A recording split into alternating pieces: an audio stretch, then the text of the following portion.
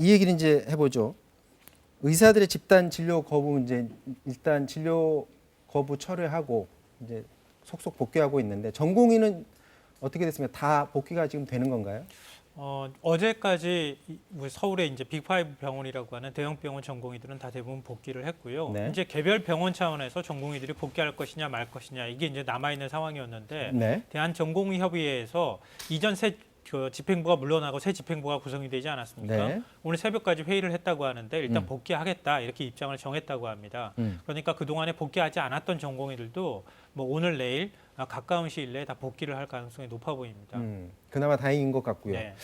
이제 어제 불씨가 남아 있었던 게 의대생들이 국시 거부 이거 계속한다고 했었는데 시험은 이미 시작이 됐고요. 네. 지금 계속 오늘도 계속 진행이 중인 거죠. 예, 그렇죠. 11월 20일까지 시험이 계속 진행이 되는 건데요. 네. 어제 이제 첫날 6명이 응시를 했다. 네. 그렇게 이제 나왔는데 실제로는 더 많이 시험을 봤다 그래요. 얼마나 많이 봤나요? 기자들이 가서 숫자를 셌을 땐 6명이었는데 알고 봤더니 그러니까 응시생이 더 많아서 그 응시생들이 다른 의대생들한테 일종의 이제 배신자 같이 취급을 받을 수가 있잖아요. 원래 거부하기로 했는데 너만 가서 왜 시험을 봤느냐. 이제 이런 부분들이 있을 수 있어서 국시험 관계자들이 이른바 에스코트를 해서 몰래 사실 데리고 들어왔다는 거예요. 그래요? 실제로 시험 본 응시생들은 더 많을 텐데 숫자가 정확하게 공개되지는 않고 있는 상황입니다. 그러니까 오늘이나 앞으로 시험을 볼 때도 이런 현상이 나타날 가능성도 있어 보입니다.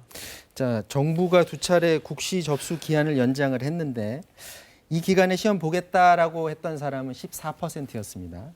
그런데 이제 입장이 좀 바뀌고 있나 봅니다. 서울대 의대생이 10명 중 7명이 난 거부하지 않겠다 또 이렇게 입장을 밝혔나 보죠. 그러니까 그 정부가 두 차례 연계해 가면서 접수를 했었을 땐 14%만이 국가고시를 치르겠다라고 했는데 네. 지금 이제 의대생들이 국가고시를 거부하는 것도 이게 단체 행동의 하나, 그러니까 국가의 잘못된 정책에 대해서 항의하는 차원이라고 밝혔거든요. 근데 그 행동을 계속해서 할 것이냐를 의대학생회에서 설문조사를 했답니다. 그래서 재학생들 700명 가량이 설문에 응했고 그중에 10명 중에 7명은 이렇게 반대 단체 행동 계속해서 지속할 수 없다라고 하니까 그러면 이게 퍼센트지가 완전히 뒤바뀐 거잖아요. 좀 말씀드린 것처럼 국가고시 치겠다는 학생이 14%밖에 안 되는데 계속 이렇게 나가면 안 된다는 쪽이 또 오히려 더 많아진 그런 상황인 거죠. 그게 이래서 그런 거 아니에요. 당초에는 강력한 의지를 보여주려고 14%만 그렇게 답을 했는데 상황이 돌아가는 모양을 보니까 전공의들도 다 업무 복귀하고 이런 상황이 다 맞물려서 이런 결정을 한 거 아닐까요? 거기에 굉장히 중요한 부분이 이런 어떤 단체 행동을 하려면 국민적인 공감대를 끌어내야 되죠. 네. 그런데 이 뭐 전공의가 됐든 비대위가 됐든 아니면 의사협회에서 주장했던 것들이 국민적인 공감대를 끌어내는데 얼마만큼이나 성공했다고 볼 것이냐. 심지어 이제 뭐 젊은 의사 비상대책위원회 같은 곳에서는 인천국제국강에서의 문제를 긁고 오면서 이 공정성 논란까지도 제기를 했는데 그럼 국민들이 보기에 뭐 때문에 불공정하다고 하지 의사 선발 과정을? 그게 뭐 예를 들자면은 공공의대를 만들 때 뭐 지방자치단체 추천이 있다더라 이런 것들은 사실은 이게 가짜 뉴스라고 밝혀졌잖아요. 네. 그러면 전혀 의사들 입장에서 불공정이라는 얘기가 나올 이유를 납득을 못하는 겁니다. 그러니까 지금 내놓고 있는 메시지들이 그런 것들이 많아요. 잘못됐다 그러는데 왜? 라고 국민들이 물어보면 그 속내의 어떤 사정을 설명을 제대로 못 해주는 겁니다. 그러다 보니까 자연히 내부에서도 아마도 자연스럽게 그렇게 앞에서 목소리를 내는 사람들의 따라가기가 어려워졌다 이렇게 판단한 게 아닌가 싶습니다. 네, 그 뭐 의대생들의 국시 거부를 바라보는 국민들의 시각이 대체로 이제 곱지가 않은데 오늘 정부 나온 입장을 보니까 국민 동의 없이는 구제는 안 된다라는 그런 입장을 또 내놨나 봐요. 어떻게 앞으로 될 것으로 제가 볼 때는 전망하십니까? 의미심장한 얘기인데요. 네. 이 보건복지부 대변인이 이제 밝힌 겁니다. 근데 국민 동의라고 하는 게 이건 정부가 풀 수 있는 문제가 아니라 의료계가 먼저 풀어야 풀리는 문제다. 이렇게 정부가 지금 얘기를 하고 있는 거예요. 네. 방금 전에 얘기하셨던 것처럼 국민 동의가 지금 잘 이루어지지 않고 있는 상황이잖아요. 네. 공감대가 없고. 그러니까 예를 들면 이런 겁니다.